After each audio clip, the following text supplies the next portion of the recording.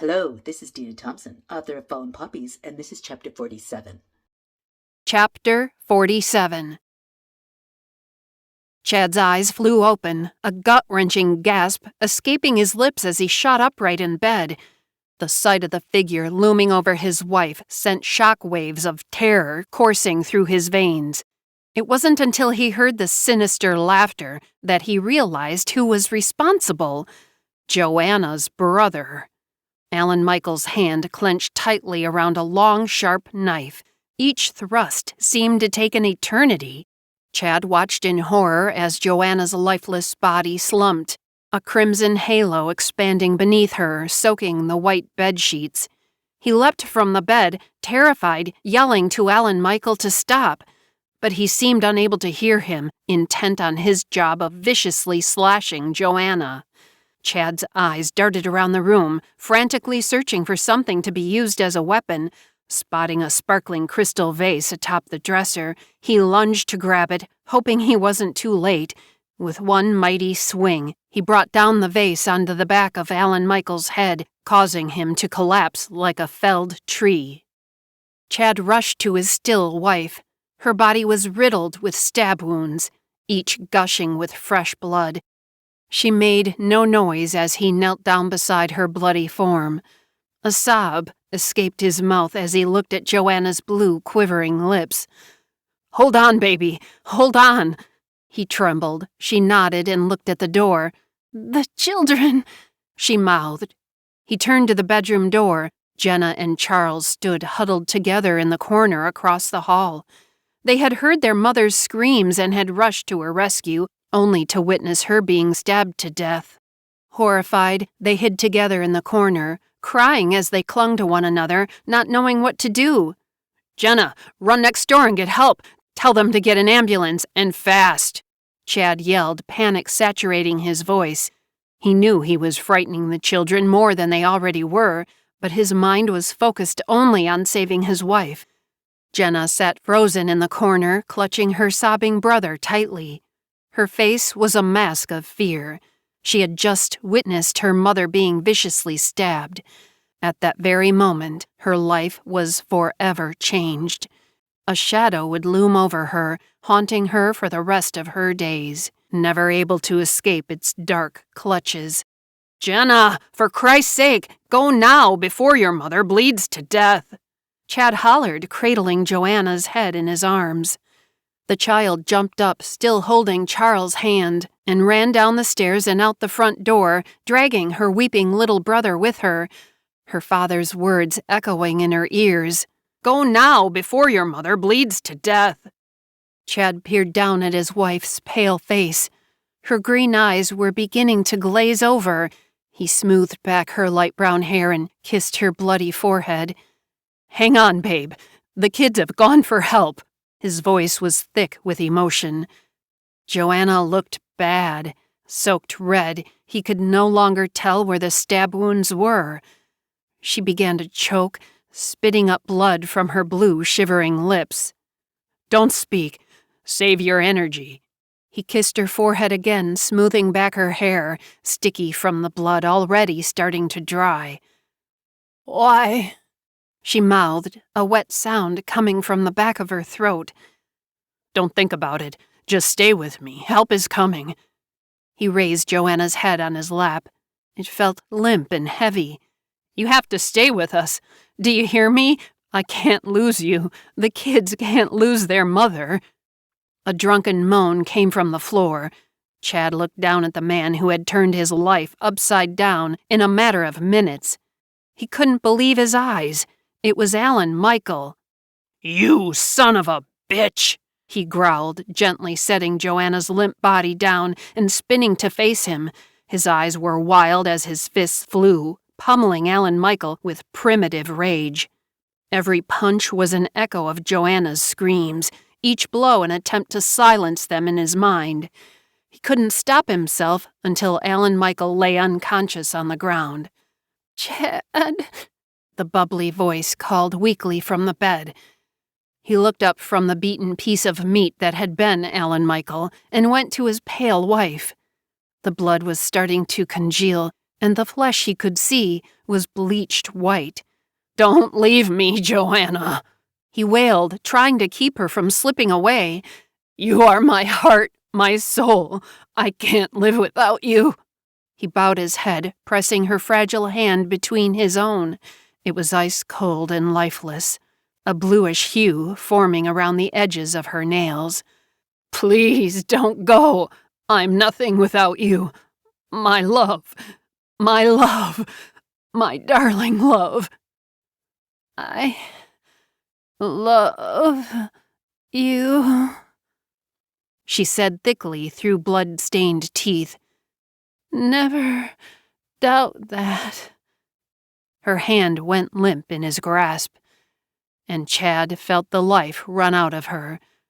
"No!" He sobbed in an anguished wail, his shoulders shaking as he pressed her cold fingers to his lips, pain choking him.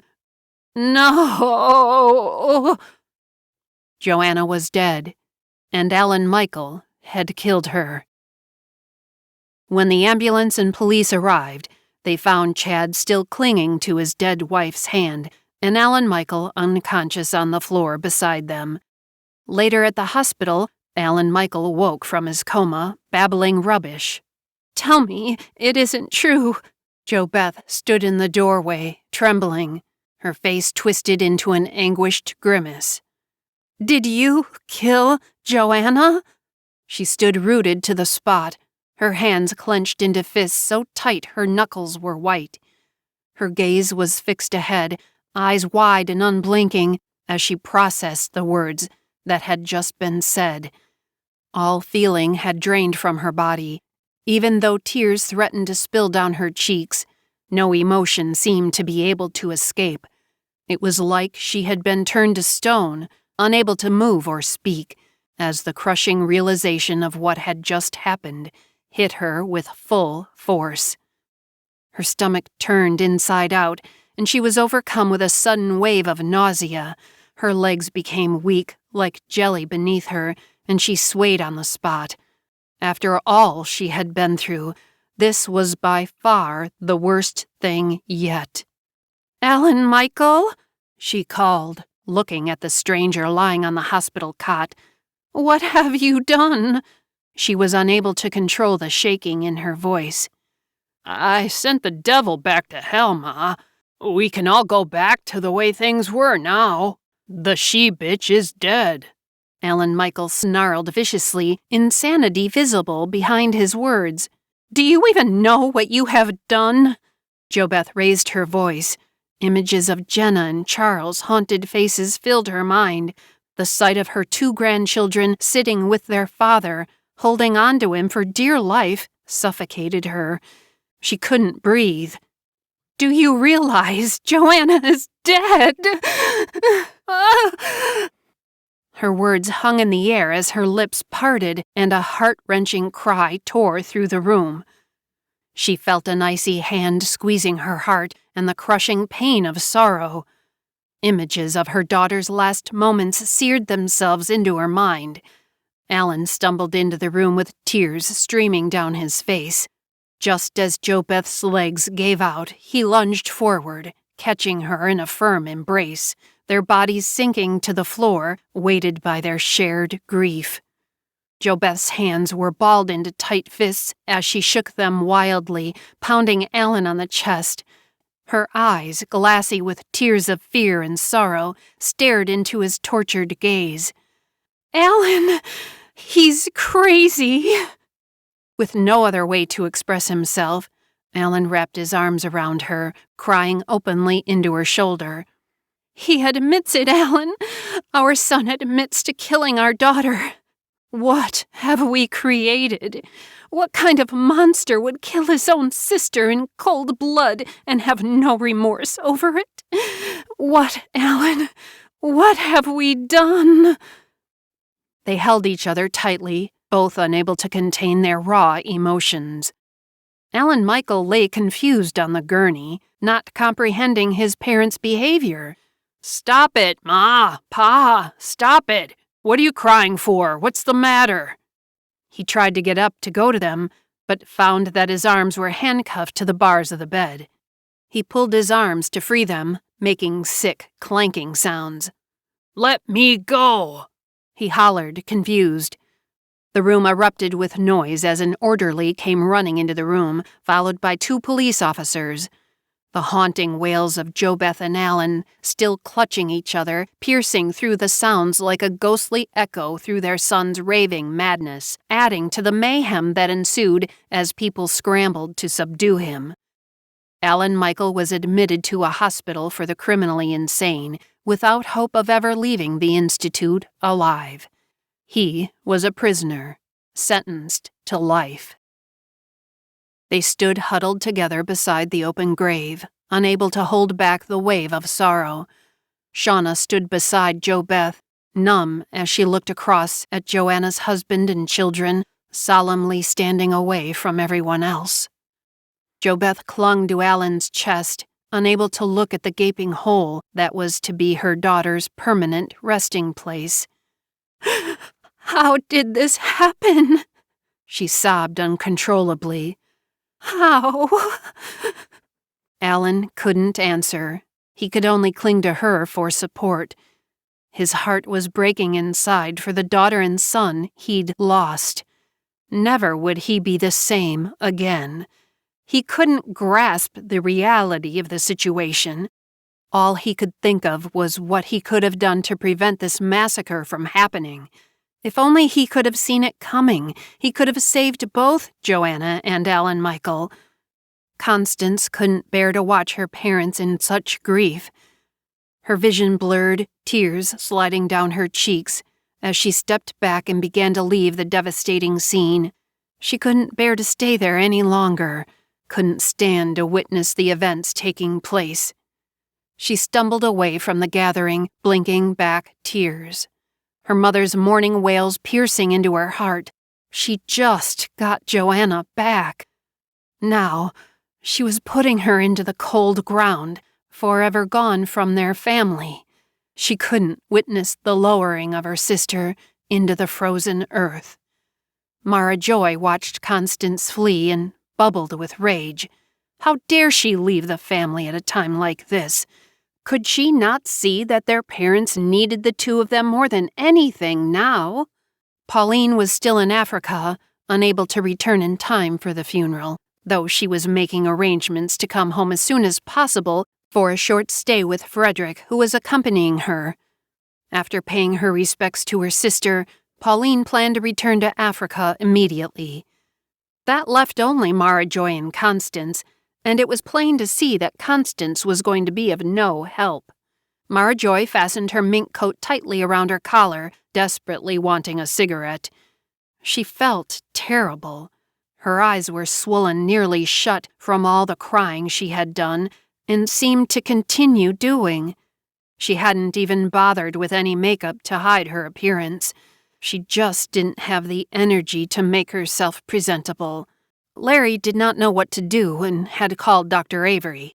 He'd never seen Mara Joy so distraught before. He knew she was close to her brother, but she had always claimed to hate her sister who had died.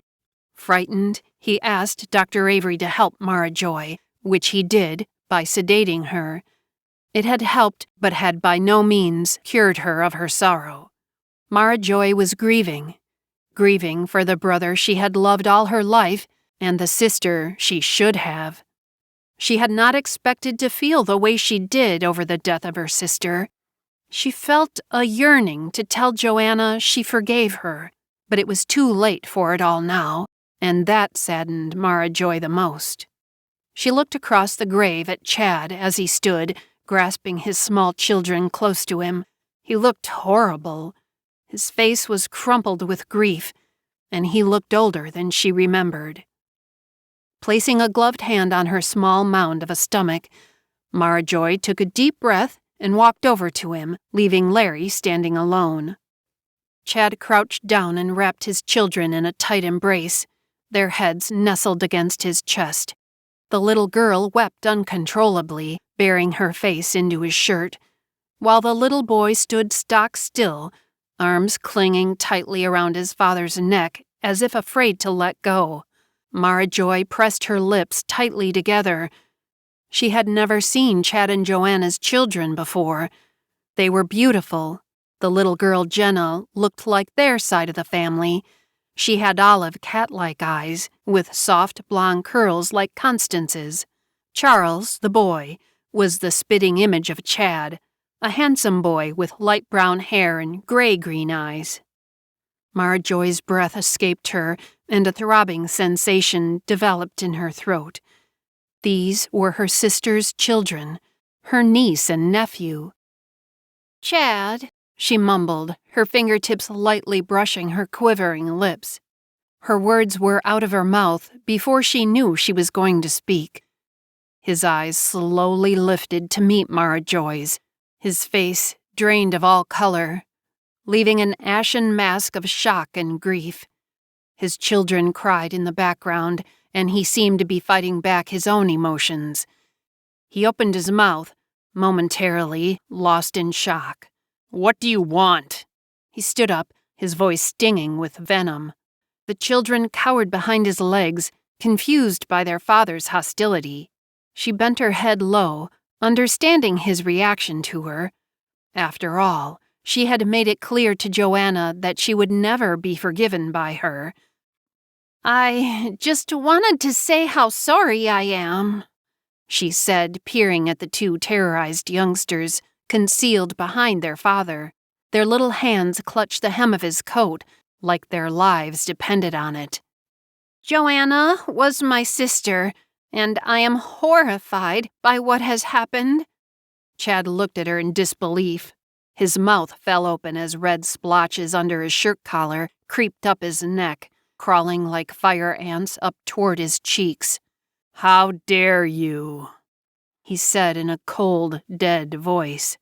"How dare you come and stand at my wife's grave and say you are sorry? You, of all people." Bewildered, Marjoy's heart beat madly in her chest, banging relentlessly against her rib cage. "Chad, it's time to bury the hatchet. I realize Joanna and I should have resolved things sooner, but—" "Resolved things sooner?" Chad said incredulously. "You have got to be kidding. Do you really believe the crap that comes out of your mouth?" She clamped her lips shut and breathed deeply through her nose. She could sense everyone looking at her. Out of the corner of her eye, she could see her parents in the background. They stood silently, holding on to each other, watching Marjoy from a distance. "Chad, I am trying to tell you I forgive you and Joanna," she said through clenched teeth. A sickly, cackling, sobbing laugh erupted from Chad. He clasped his forehead and roughly pulled back his hair from his wrinkled brow in an open-palmed gesture. "You forgive us?" he said, unable to digest what Marjoy had said. "You forgive us for what we did to you? You have got to be kidding me." "I assure you I am not kidding in the least," Marjoy replied, unable to refrain from smoking any longer. She pulled out her cigarette and lit it, blowing out a puff of white smoke. "Well," Chad's hands flew into the air dramatically. "Everything is just swell now that Marjoy has forgiven us." "Chad, your behavior is inappropriate. Think of your children. They have been through enough already without you frightening them," Marjoy said before inhaling deeply from her cigarette. A dull ache was beginning to form in the pit of her abdomen, and she was becoming tired of this display. If he couldn't accept her forgiveness, then that was fine. She had had enough for one day. All she wanted to do was go home with Larry and lie down for a while. Chad swung on Marjoy like a jackrabbit. "My children have been through what?" He leaned in close to Marjoy, looking into her sapphire eyes with hatred. A chill of fear ran up her spine, and she felt the urge to bolt away. He grabbed Marjoy harshly by the shoulders and began to shake her savagely. Marjoy's head rolled back and forth painfully on her neck. "My children watched their mother being stabbed to death by a madman, a monster you created. They watched in horror as their father could not stop this psychopath from taking their mother and destroying our lives. Larry moved with surprising speed, and before Chad could react, he grabbed him around the throat from behind, yanking him away from Mara Joy. "Get your damn hands off my wife," he threatened, his mouth pressed against Chad's ear. Chad released Mara Joy and pushed her away. Larry let go of him and went to his wife, embracing her. "You!" Chad pointed with all his fury at Mara Joy, who stood, rattled and confused, holding on to Larry like she was drowning. Her neck hurt, and her body was beginning to break down. She was weak in the knees and felt she might faint. "You are the reason Joanna is dead in that grave. You are the reason those two children no longer have a mother." Chad gestured to the open grave, and the two horrified children now huddled in Jo Beth's arms. "You poisoned your brother against her, and you have been doing it for years." "No, it's not true," Mara Joy protested with fear in her voice. It couldn't be true. "Alan Michael is sick. What he did to Joanna had nothing to do with me. I would never kill my own sister." "Don't you see that you did?" Chad's face paled, and he bowed his head. His shoulders slumped forward, his body seemingly taking on the weight of the truth. Joanna was dead. The love of his life was gone forever. "You corrupted your brother. You were the one who had the most influence on him. It was you. You killed my wife and our unborn child." "No," Mara Joy said, wanting to run. "I didn't have anything to do with Alan Michael killing Joanna." Jo Beth began to wail painfully. Hearing her two children's names together was too excruciating. She held Joanna's children tightly to her chest, afraid to let them go for fear she would lose them, too. Mara Joy ignored her mother's cries. Her mind was occupied with the last memories of Alan Michael leaving her house the night Joanna was killed. She shook her head. "No," she said, clutching Larry. She knew she had shared her hatred of Joanna with Alan Michael, and sometimes she had gone a little too far, but she hadn't wanted him to kill her. "I am not responsible for Joanna's death." Chad shook his head, subdued. "You can say whatever you want to make yourself sleep better at night, but that will never change the truth. You helped drive your brother insane, and you helped him kill my wife." He turned away from Mara Joy's protest and retrieved his children from a shattered Jo Beth. Without looking back, he walked away, holding on to each child's hand. Mara Joy ran to her mother, sitting on her knees, her empty hands limply resting on her lap, frozen, a blank expression on her face. Alan slowly approached his wife, placing a gentle hand on her shoulder. The air hung heavy with anguish as they both struggled to comprehend what had happened, shattering their lives. "Mama!" Mara Joy begged, crouching down to Jo Beth's vacant gaze. "Mama, please, it isn't true. Tell Chad it is not true. I didn't do the things he said." Jo Beth's eyes flickered for a moment, but didn't focus on Mara Joy's frantic face. She stood up slowly, putting her arm around Alan's waist and resting her head on his shoulder. Alan wrapped his arm protectively around her back and gently kissed the top of her head. "Mama!" Mara Joy said, distraught. Jo Beth and Alan's backs were turned towards her. "Take me home, Alan," Jo Beth's voice said vacantly. He nodded, and they began to walk away without a glance back. Mara Joy watched in disbelief as her parents climbed into their car and drove away from the cemetery. Her body was overcome with sorrow, and she felt a tightness in her abdomen. Instinctively, she placed her hand over her small mound to try and settle it. She stood alone in front of Joanna's freshly dug grave, rooted to the spot by the immense sadness she felt. Tears rolled unchecked down her face. She could sense Larry somewhere behind her, waiting. "I am not to blame," her whispers echoed in the wind. "I am not."